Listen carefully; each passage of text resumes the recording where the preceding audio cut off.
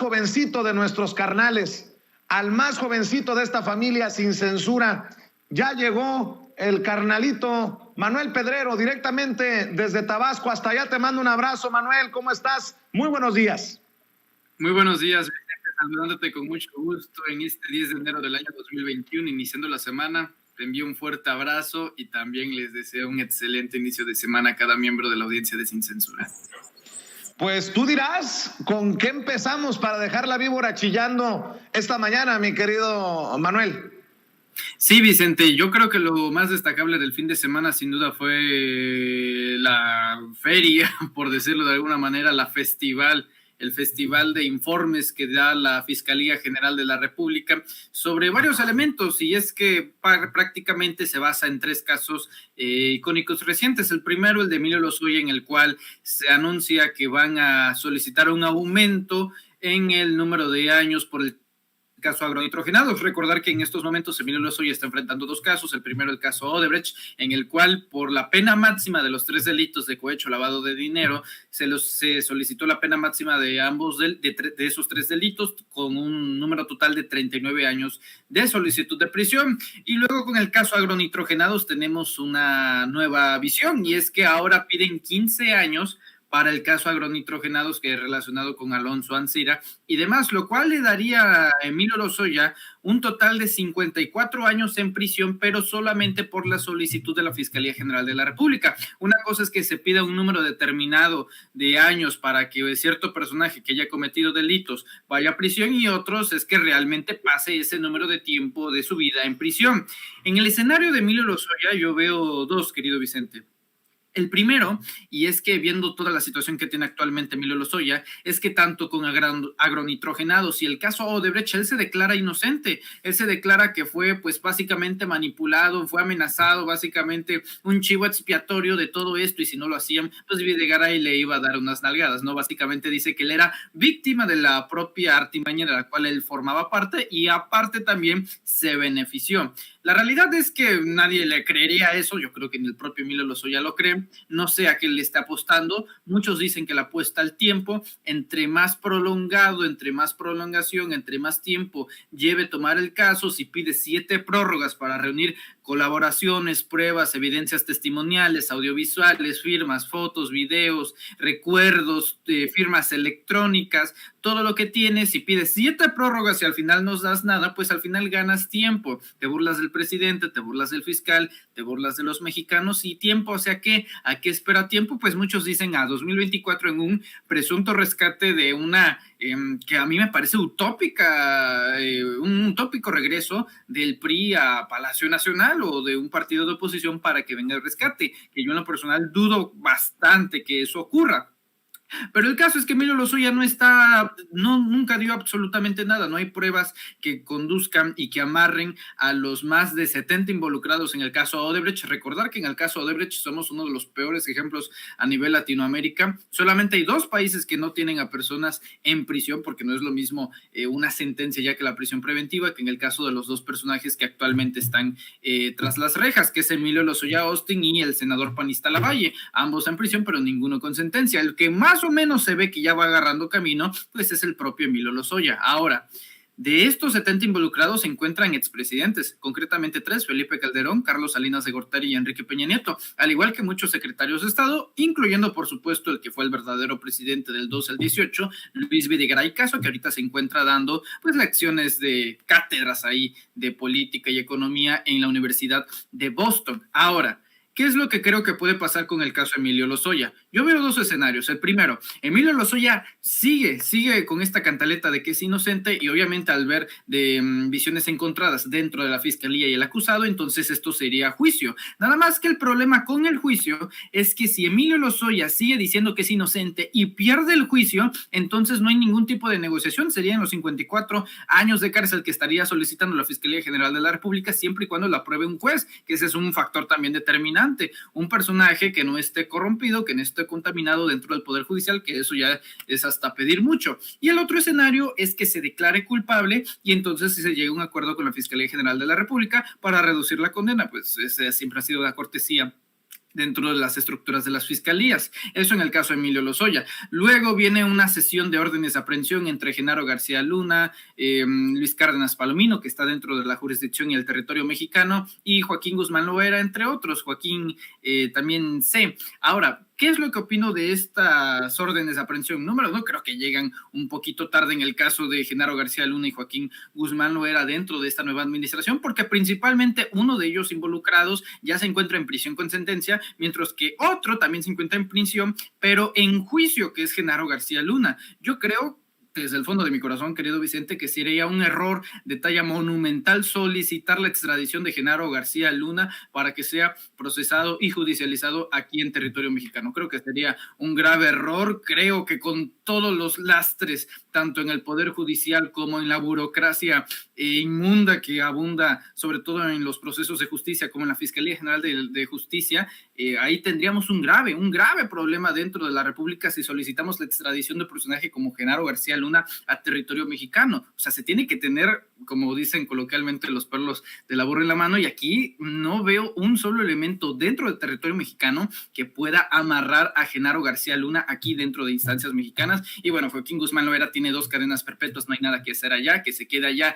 pero yo insisto que el que también se tiene que quedar allá es Genaro García Luna, al igual que Iván Reyes Arzate. Por lo menos acá creo que se pueden encargar de un personaje como Luis Cárdenas Palomino, que, bueno, hay que recordar que fue arrestado previamente por el delito de tortura, y todo esto por la operación de Rápido y Furioso, que, bueno, como ustedes saben, fue clave en el factor de la violencia en nuestro país y demás. Pero en ese punto es muy importante que no se solicite la extradición de Genaro García Luna, que se queda allá. Ya tienen casi año y medio recabando pruebas, porque a diferencia de la justicia mexicana, ahí no dejaron que Genaro García Luna se pasara por las calles de Nueva York, ahí comiendo en el Bronx o en Queens, ahí con hot dogs. No, ahí se tomaron realmente en serio este caso, y ya con la declaración de culpable que dio el propio Iván Reyes Arzate, bueno, eso abona más a la creencia de la Fiscalía de Estados Unidos de que Genaro García Luna es culpable.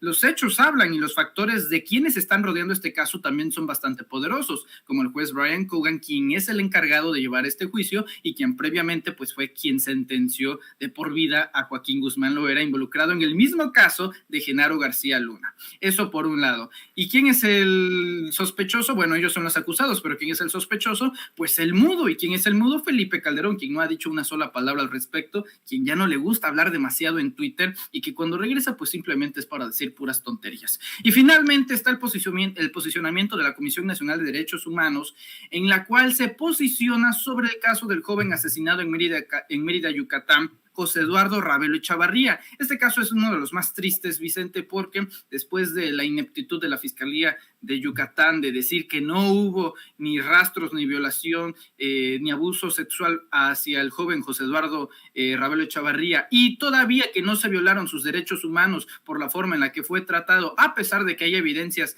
no solo testimoniales, sino audiovisuales de las cámaras de seguridad, y que al mismo tiempo convenientemente se cortan las videograbaciones cuando él se encuentra recluido en una celda, pues obviamente pasa el caso de la Fiscalía General de la República para avalar lo que dijo la Fiscalía de Mérida, Yucatán. Obviamente se hizo un escándalo nacional, incluso el propio gobierno federal da un extrañamiento en un comunicado en el que dice que no está de acuerdo.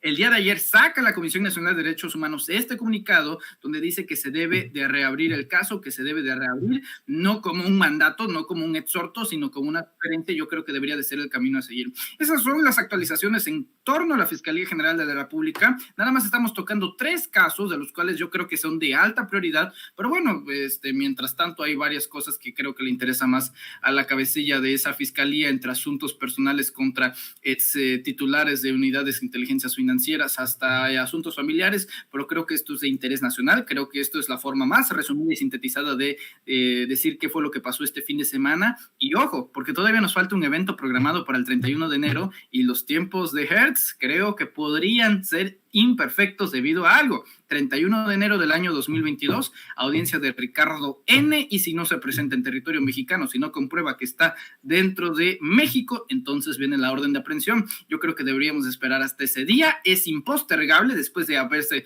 postergado ya casi 6 meses esta audiencia. Vamos a ver qué dicen. Así es. En el caso de Emilio Lozoya, nada más para machacarlo, para recalcarlo, mi querido Manuel Pedrero, la Fiscalía General de la República pide 15 años más de cárcel para Lozoya por agronitrogenados. Sumaría, de cumplirle el juez lo que pide la Fiscalía, 54 años de prisión. Esto debido a los casos Odebrecht y agronitrogenados. La Fiscalía General de la República, a cargo de Alejandro Gertz Manero, pidió estos 15 años más de prisión para el extitular, el exdirector de Petróleos Mexicanos. Y en caso de sumarse estos 15 años a lo que ya se había pedido hace unos días, sumarían 54 años de prisión para Emilio Lozoya, quien es interno del Reclusorio Norte por los delitos de operaciones con recursos de procedencia ilícita, cohecho y asociación delictuosa. Todo esto después de que el pasado jueves la Fiscalía formulara la imputación contra Lozoya y se pidió al juez José Artemio Zúñiga Mendoza del Centro de Justicia Penal Federal del Reclusorio Norte una condena de 15 años de cárcel más y 5,000 días de multa para el exfuncionario. Además, la Fiscalía solicitó decomisar a Lozoya la residencia de Lomas de Bezares, adquirida con los sobornos que el dueño de Altos Hornos de México, Alonso Ancira, le entregó. El pasado lunes, la representación social de la Federación planteaba una condena de 39 años de cárcel contra Emilio Lozoya, correspondiendo esta condena a los delitos de operaciones con recursos de procedencia ilícita, cohecho y asociación delictuosa respecto a los sobornos de la constructora brasileña Odebrecht. Y el problema, mi querido Manuel, bueno, para agregarle, para echarle más limón a la herida, la Fiscalía General de la República, que no se nos olvide, también pidió una pena de 21 años de cárcel contra Gilda Margarita Austin Solís, la mamá de Emilio Lozoya. La Fiscalía aún busca llevar a proceso a la esposa de Emilio Lozoya, Mariel Helen X, a su hermana Gilda Susana Lozoya, así como a la empresaria Nelly Maritza Aguilera Concha, todas relacionadas con el caso de Odebrecht. O sea que no está muy cercano, que digamos, el final de esta saga, ¿eh?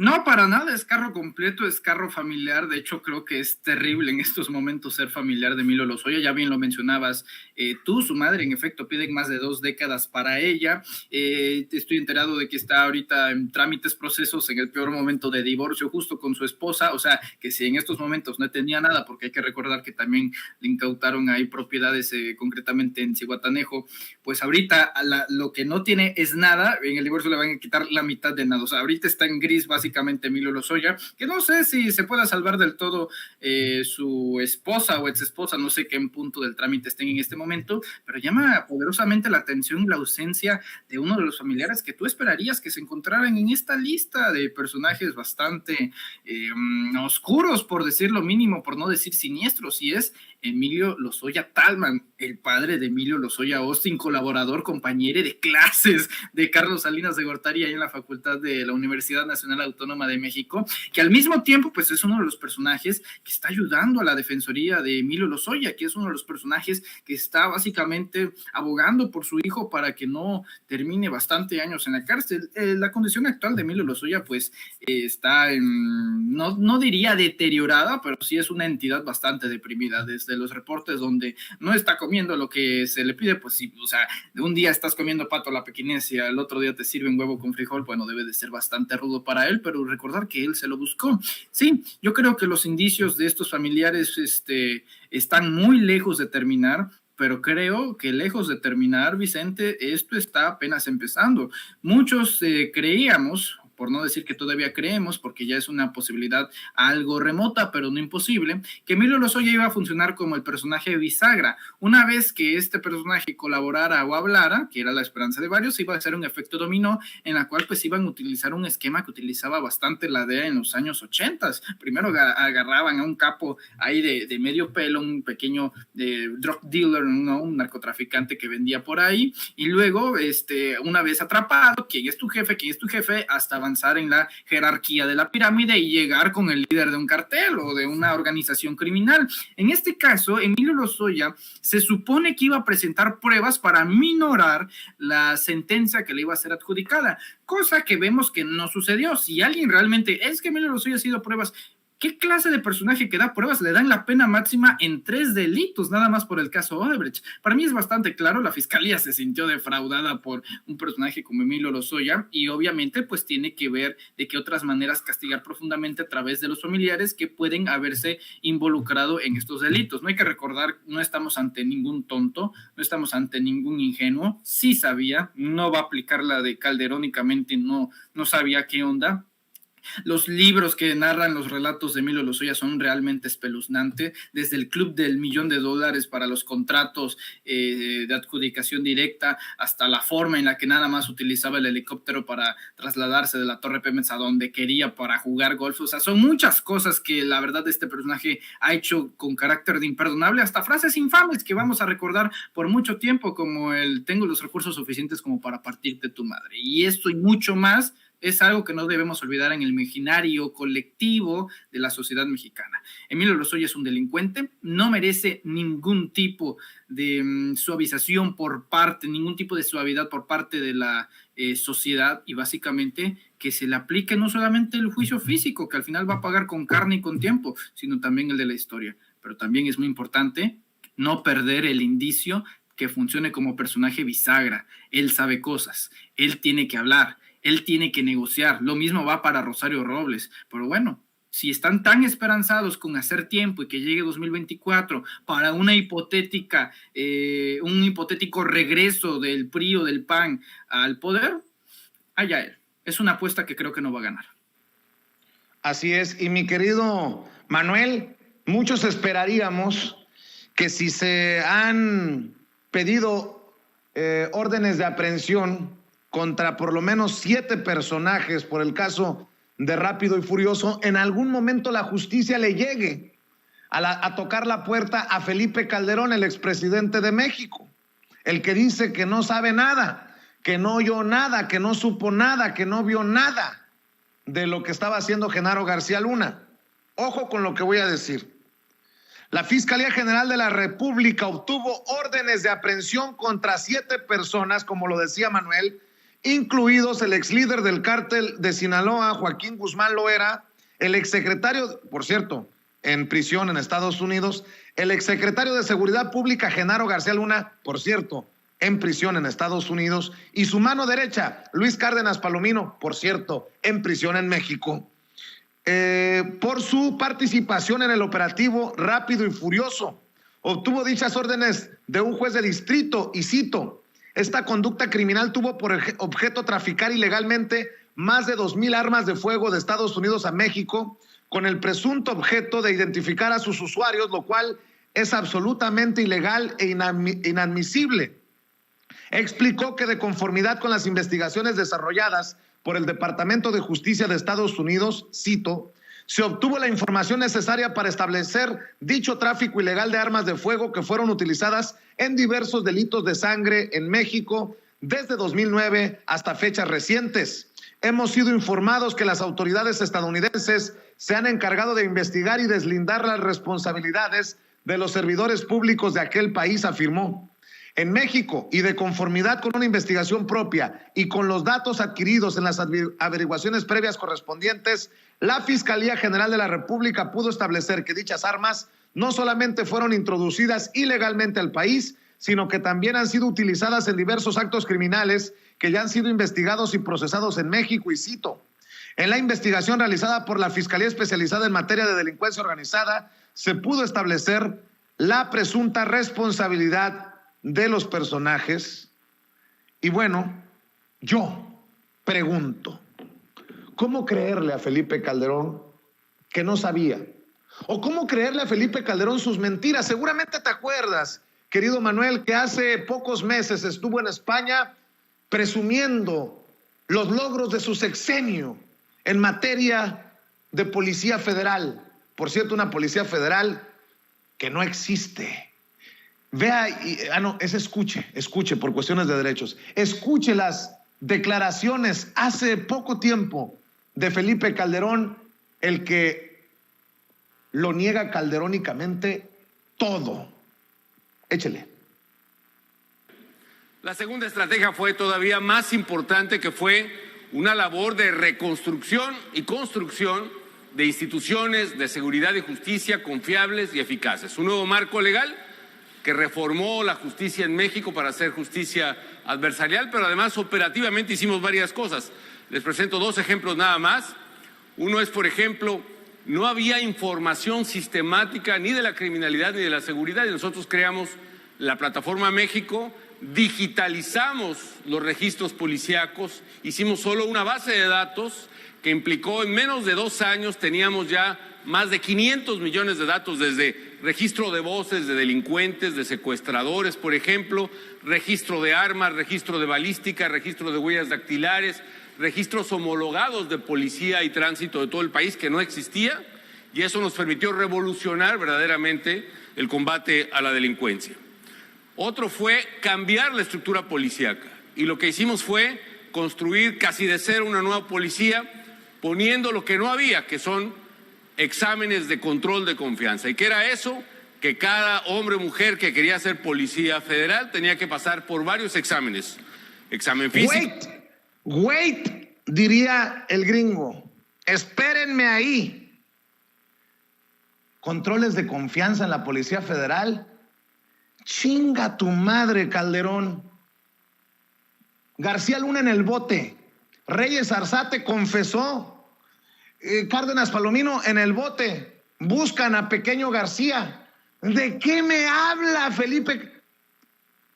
Pero dice el señor que no supo de nada de las trácalas que estaban haciendo al amparo del poder García Luna y sus muchachos, Manuel Pedrero. Es que estaba roto el polígrafo, Vicente, por eso no se dio cuenta.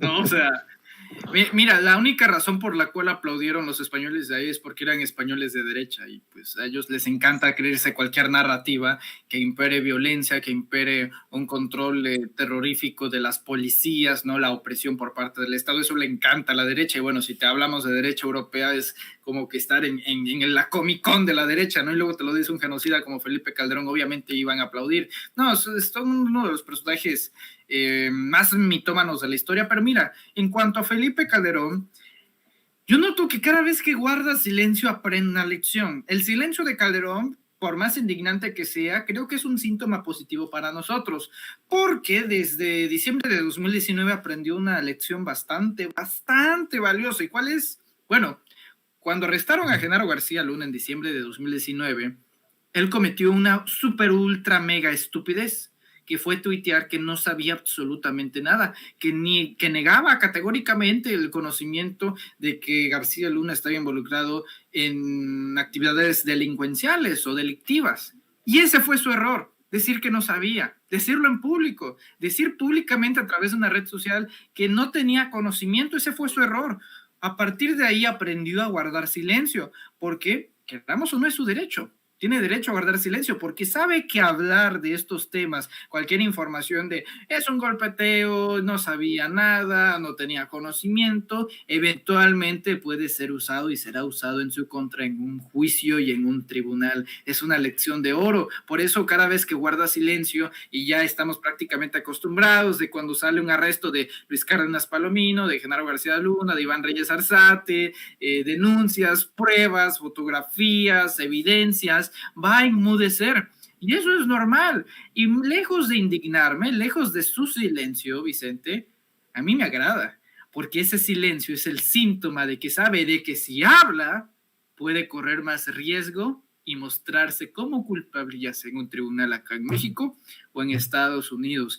Calderón va a enmudecer, Calderón va a hacer un silencio sepulcral, se le va a creer muerto, no va a hablar, porque ese es su estilo. Pero al mismo tiempo es una estrategia, y es una estrategia que juega a la defensiva, no a la ofensiva. ¿Por qué a la defensiva? Por una sencilla razón, porque es culpable de todo lo que se le imputa. Felipe Calderón es un criminal, y su silencio criminal demuestra que tenemos razón. Y ese silencio a la par creo que es un buen indicio para que la Fiscalía General de la República, si es que alguna vez, no es que se digne, sino que tenga el valor Porque una cosa es tener la dignidad y otra el valor de hacerlo. Puede fracasar a lo mejor la orden de aprehensión, como fracasó con Luis Videgaray. Te acordarás que por una hora estuvimos emocionados porque la FGR había conseguido la solicitud de aprehensión, la orden de aprehensión en contra de Luis Videgaray, y en una hora había sido eliminada por otro juez. Bueno, más allá de que fracase o no, con que sea un precedente de que se estuvo buscando a Felipe Calderón ya es algo. Porque de ahí, a partir de ahí se puede ver la corrupción que hay en el Poder Judicial, una que ya conocemos, pero al mismo tiempo empezar a tener una línea de investigación. Si quieres tú, varios frentes abiertos con el operativo Rápidos y Furiosos, que bueno, ya tienes a cuántos personajes hay involucrados, ya 2 presos en otro país, ¿no? Así funciona nuestro país. De hecho, leí un comentario excepcional ahí en el chat de Sin Censura. ¿Qué tal es nuestra justicia? Bueno, aquí sacamos órdenes de aprehensión cuando ya están presos en otros países, ¿no? Bueno, pues así pasa, así terminó siendo México. Pero creo que el primer paso es intentarlo. Y además, es su obligación de la Fiscalía General de la República. Así que yo creo que el silencio de Calderón es un síntoma positivo. Claro que sí, mi querido Manuel Pedrero, como siempre cerremos invitando a tus trincheras para que la gente también te siga en redes sociales, carnalito. Claro que sí, Vicente, como siempre te agradezco mucho la invitación, que estamos por aquí por Sin Censura cada que podemos y cada que nos invitan, y abrazar enormemente a cada miembro de la familia Sin Censura que nos ve y que nos escucha, que recuerden que hay que darle like a la transmisión y suscribirse, darle a la campanita en Sin Censura para no perderse las transmisiones. Y bueno, a nosotros nos encuentran, si nos buscan, nos encuentran en el canal de YouTube Manuel Pedrero. Ahí vamos, como siempre, a trabajar de lunes a viernes a las 4 de la tarde en la transmisión de Sin Máscaras en vivo con nuestro compañero Hans Salazar, y también en el Notifierro a las 8 de la noche, también por el mismo canal Manuel Pedrero, los viernes 4º grado. Y bueno, pues ahí vamos a encontrarnos cada que nos vemos creo que más a ratito en la noche para la mesa de análisis en Sin Censura nocturno, así que pues nos espera un grande y largo día, así que a trabajar, querido Vicente. Muchas gracias, te envío un fuerte abrazo a ti, a Ceci, a toda la producción y a cada miembro de la familia Sin Censura. Excelente inicio. Gracias. Gracias por estar al pie del cañón, querido Manuel Pedrero. Te mando un abrazo hasta Tabasco, el más jovencito de la familia, el más jovencito de los carnalitos en Sin Censura, Manuel Pedrero, hablando sin pelos en la lengua.